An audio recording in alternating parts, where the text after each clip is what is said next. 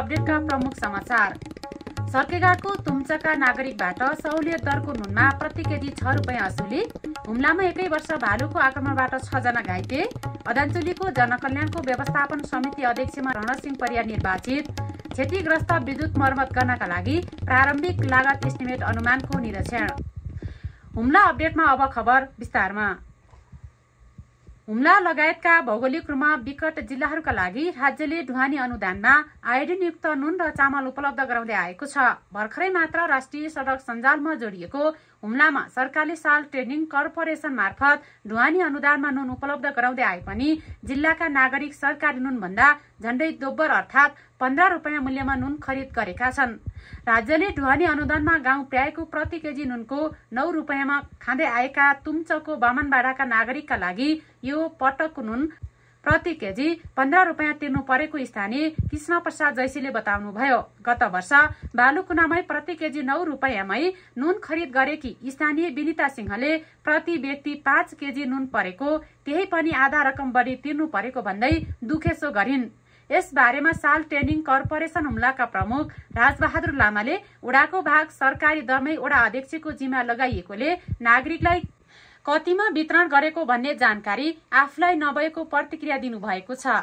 हुम्ला जिल्लामा भालुको आक्रमणमा परि पछिल्लो 1 महिनामा 6 जना घाइते भएका छन्। गएको असोज महिनामा नाम्खा गाउँपालिकामा 3 जना र मंसिर महिनामा सिमकोट गाउँपालिकामा 3 जना गरी भालुको आक्रमणमा परि 6 जना घाइते भएको जिल्ला स्वास्थ्य सेवा कार्यालय हुम्लाका प्रमुख डाक्टर उमाकान्त तिवारीले जानकारी दिनुभयो। उहाँका अनुसार गत असोज महिना नाम्खा गाउँपालिका 2 केर्मीका 46 वर्षका पाल्दिन कन्जोर लामा, केर्मी गाउँका र नाम्खा गाउँपालिका 3 लामा खोल्सीका 55 वर्षका डोलु लामा भालुको आक्रमणमा परि घाइते भएका थिए। यसै गरी मंसिर महिनामा सिमकोट गाउँपालिका 5 को सिममा खर काट्ने क्रममा एकै दिन भालुको आक्रमणमा परि सिमकोट गाउँपालिका 5 बस्ने 59 वर्षका लच्छर राउत, उनकी श्रीमती 55 वर्षकी बाँचु राउत र सिमकोटमा बस्दै आएकी सर्केघाट गाउँपालिका 1 की रजनी राउत घाइते भएको जिल्ला प्रहरी कार्यालय हुम्लाले जनाएको छ। अदानचुली गाउँपालिका वडा नम्बर 1 स्थित जनकल्याण आधारभूत प्रस्तावित मावि विद्यालयको व्यवस्थापन समिति अध्यक्षमा कर्णाली प्रदेश सभा सदस्य तथा पूर्व मन्त्री रणसिंह परियार निर्वाचित हुनुभएको छ।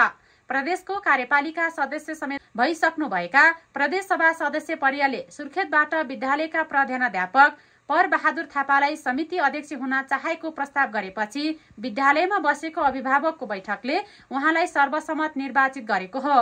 विद्यालय व्यवस्थापन समितिको अध्यक्षका लागि अन्य 6 जना आकांक्षी भएको बेला सुर्खेतमा रहेका हुम्ला प्रदेश निर्वाचन क्षेत्र 1 बाट प्रत्यक्ष निर्वाचित सांसद परियारले आकांक्षा देखाएपछि आकांक्षीले अनुपस्थिति भएका सांसद परियारलाई सर्वसम्मत निर्वाचित गरेको विद्यालयका प्रधानाध्यापक परबहादुर थापाले जानकारी दिनुभयो। पछिल्लो समय विद्यालय व्यवस्थापन समितिको अध्यक्ष पद सबैको आकर्षक पदका रूपमा हेरिएका बेला पूर्व मन्त्री तथा प्रदेश सांसदका आकांक्षा आउनुले थप अर्थपूर्ण रूपमा हेर्न थालिएको छ। वैकल्पिक ऊर्जा प्रबन्धन केन्द्रद्वारा जिल्लाको तल्लो क्षेत्र अदानचुली गाउँपालिकाका क्षतिग्रस्त दुवै विद्युत मर्मत गर्नका लागि प्रारम्भिक इस्टिमेट लागत अनुमानको निरीक्षण गरिएको छ।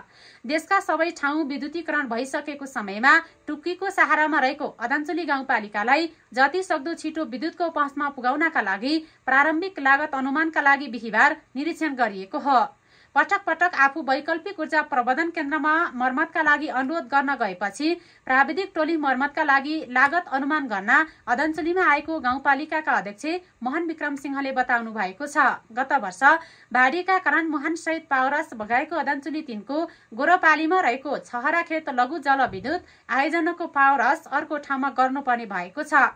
खोलाले बगाएर बगर बनाएको पावरस पहिलेको भन्दा केही टाढा बनाउनु पर्ने भएको वैकल्पिक ऊर्जा प्रबन्धन केन्द्रका इन्जिनियर राजन थापा छेत्रीले बताउनुभयो। खबर सहित रेडियो प्रणाली आवाज हुम्लाको प्रस्तुति हुम्ला अपडेटबाट बिदा दिनुहोस्। नमस्कार, शुभ समय।